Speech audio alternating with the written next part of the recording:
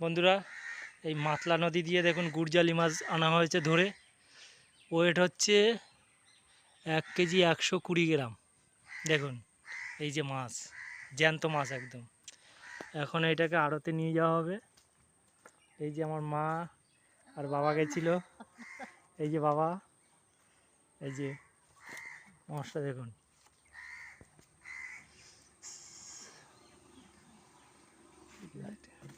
ব্যাগে ঢুকে ব্যস্ত। দেখুন কত বড় মাছ। আর এই কটা বাজে খয়রা, খয়রা